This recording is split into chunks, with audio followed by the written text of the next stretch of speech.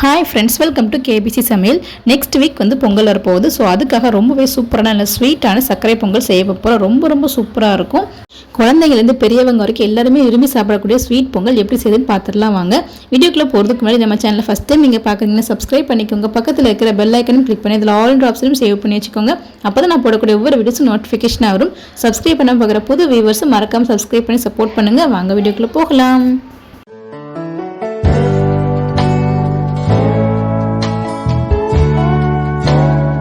இப்போ ஒரு பேன் வந்து அடுப்பில் வச்சுக்கலாம். அதில் வந்து 2 ஸ்பூன் அளவுக்கு நெய் வந்து சேர்த்துப்போம். நெய் வந்து நல்லா உருகி வரட்டும். இப்போ வந்து நெய் வந்து உருகிடுச்சு. நான் வந்து முந்திரி பருப்பு எடுத்துருக்கேன். அது இது கூடவே நம்ம சேர்த்துக்கலாம். சேர்த்துட்டு ஸ்டவ் வந்து மீடியம் ஃப்ளேமில் வச்சுட்டு நல்லா வந்து வறுத்து விட்டுக்கோங்க. நல்லா பொன்னிறமாக வதங்கி வரணும். அந்தளவுக்கு நம்ம வறுத்து விட்டுப்போம். ஹை ஃப்ளேமில் வச்சுட்டாதீங்க, முந்திரி பருப்பு கரிஞ்சிடும். இப்போ சாப்பிட்றதுக்கு நல்லா இருக்காது, கசப்பாக இருக்கும். மீடியம் ஃப்ளேமில் வச்சு நல்லா வந்து வறுத்து விட்டுப்போம். பாருங்கள், லைட்டாக கலர் சேஞ்ச் ஆகிடுச்சு. இப்போ கிறிஸ்மஸ் பழம் வந்து சேர்த்துக்கலாம். இப்போ அதை சேர்த்து நல்லா நம்ம வதக்கி விட்டுடுவோம். நல்லா வந்து பலூன் மாதிரி எப்படி வரட்டும், நல்லா வதக்கி விட்டுருவோம். இப்போ முந்திரி பருப்பும் கிஸ்மிஸ் பழம் நல்லா வந்து கோல்டன் கலருக்கு வந்துடுச்சு. இப்போ வந்து எடுத்து வச்சுருவோம். இந்த அளவுக்கு இருக்கும்போது நம்ம சாப்பிடும்போது நல்லா க்ரன்ச்சியாக ரொம்ப சூப்பராக வந்துருக்கும். நெய்லேருந்து வந்து எடுத்து வச்சுருவோம். எல்லாத்தையும் எடுத்து வச்சுட்டு ஓரமாக வச்சிடும். ஃபைனலாக சேர்த்துப்போம். இப்போ வந்து நான் வந்து 1 கப் அளவுக்கு பச்சரிசி வந்து எடுத்துருக்கேன். அதை வந்து சேர்த்துக்கலாம். இப்போ இது ஓரமாக இருக்கட்டும். அதே கப்புக்கு 1/2 கப் அளவுக்கு சிறுபருப்பு வந்து எடுத்துருக்கேன். அது இது கூடவே நம்ம சேர்த்துப்போம். நீங்கள் 1 கப் அளவுக்கு பச்சரிசி அப்படின்னா 1/2 கப் அளவுக்கு சிறுபருப்பு வந்து சேர்த்துக்கோங்க. ஈக்குவலாக சேர்க்க வேண்டாம், பாதிக்கு பாதி சேர்த்து தான் டேஸ்ட் வந்து நல்லாயிருக்கும்.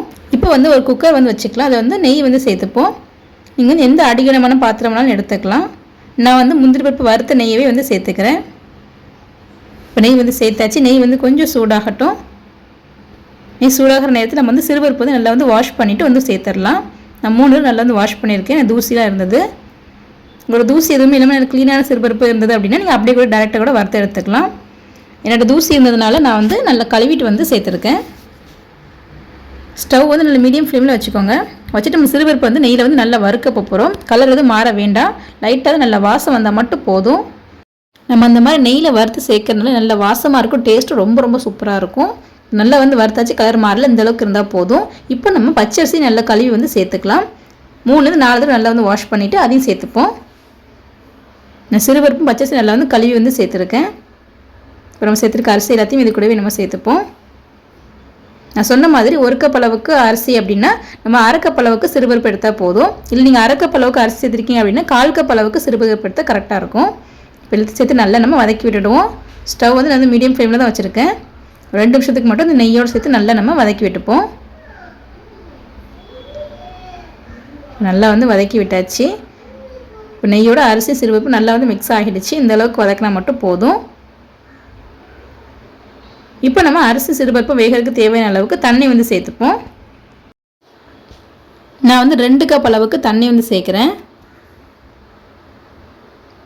இப்போ தண்ணி வந்து சேர்த்தாச்சு. இப்போ நல்லா மிக்ஸ் பண்ணி விட்டுடுவோம்.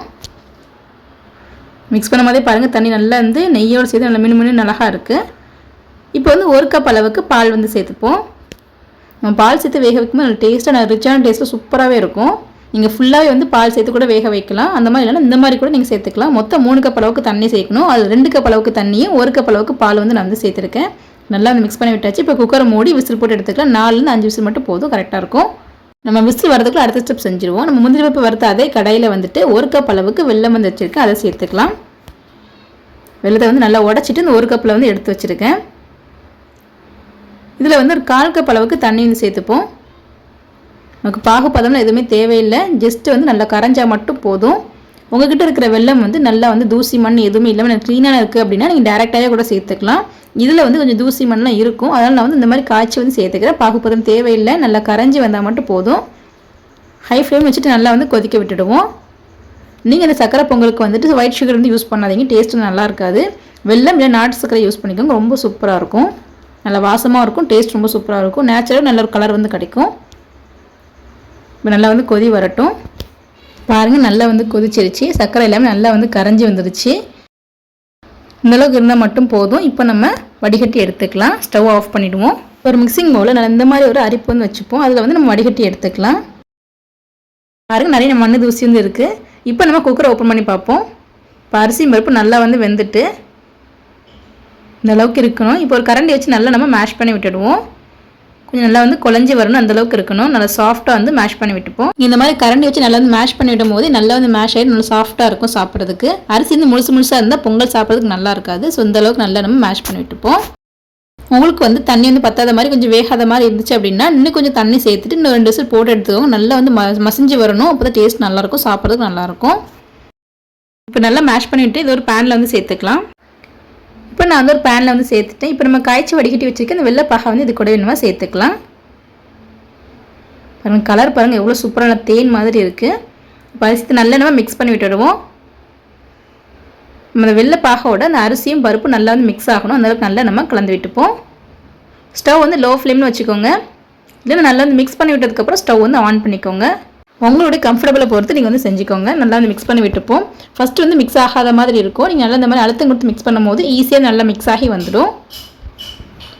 இப்போ நல்லா நம்ம மிக்ஸ் பண்ணி விட்டுடுவோம். இப்போ பாருங்கள், நல்லா நம்ம மிக்ஸ் பண்ணி விட்டாச்சு. நீங்கள் இந்த ஸ்டேஜில் வந்து செக் பண்ணி பார்த்துக்கோங்க. இனிப்பு கம்மியாக இருந்துச்சு அப்படின்னா இன்னும் கொஞ்சம் வெள்ளைப்பாகை கரைச்சி கூட சேர்த்துக்கலாம். இல்லை நாட்டு சக்கரை கூட நீங்கள் சேர்த்துக்கோங்க. எனக்கு வந்து கரெக்டாக இருந்தது. நான் எக்ஸ்ட்ரா எதுவுமே சேர்க்க போகிறது கிடையாது. நல்லா நம்ம மிக்ஸ் பண்ணி விட்டாச்சு. இப்போ வந்து ஒரு 3 ஏலக்காய் ஃப்ரெஷ்ஷாக வந்து தட்டி வச்சுருக்கேன். அது இது கூடவே நம்ம சேர்த்துக்கலாம். இப்போ இனிப்பு நல்லா தூக்கி கொடுக்கறதுக்காக ஒரு பிஞ்ச் அளவுக்கு உப்பு வந்து சேர்த்துக்கலாம். இப்போ 2 சேர்த்து நல்லா நம்ம மிக்ஸ் பண்ணி விட்டுடுவோம். அரிசியும் பருப்பு இந்தளவுக்கு நல்லா வந்து மசிஞ்சு வந்து வந்திருக்கணும். அப்போ தான் சாப்பிட்றதுக்கு ரொம்ப டேஸ்ட்டாக இருக்கும். அரிசியும் பருப்பு முழுசாக இருந்துச்சு அப்படின்னா சாப்பிட்றதுக்கு வந்து நல்லா இருக்காது.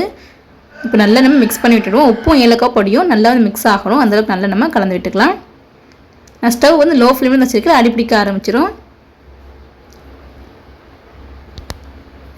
பாருங்கள், நல்லா வந்து மிக்ஸ் பண்ணி விட்டாச்சு. இப்போ இது கூட வந்து ஒரு 3 ஸ்பூன் அளவுக்கு நெய் வந்து சேர்த்துப்போம். ஃபைனலாக அந்த மாதிரி நெய் சேர்க்கும் போது டேஸ்ட் ரொம்ப சூப்பராக இருக்கும். நல்ல வாசமாகவும் ரொம்ப சூப்பராக இருக்கும்.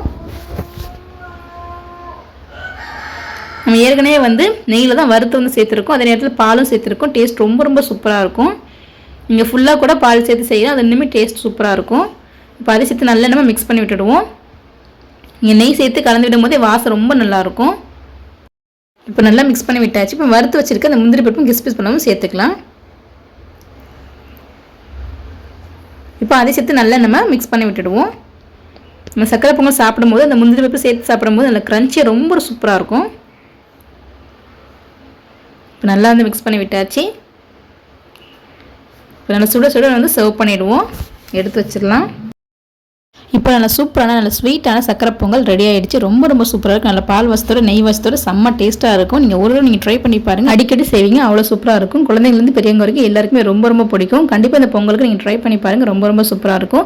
ட்ரை பண்ணி பார்த்து அப்படின்னு சொல்லி கமெண்ட் பண்ணுங்கள். இந்த வீடியோ உங்களுக்கு பிடிச்சிருக்குன்னு நினைக்கிறேன். பிடிச்சிருந்தா லைக் பண்ணிக்கோங்க. உங்கள் ஃப்ரெண்ட்ஸ் அண்ட் ஃபேமிலிஸ்க்கு ஷேர் பண்ணுங்கள். இது இப்போ நிறைய டிஷ் பார்க்கணும். மறக்காம சேனலுக்கு சப்ஸ்கிரைப் பண்ணிக்கோங்க.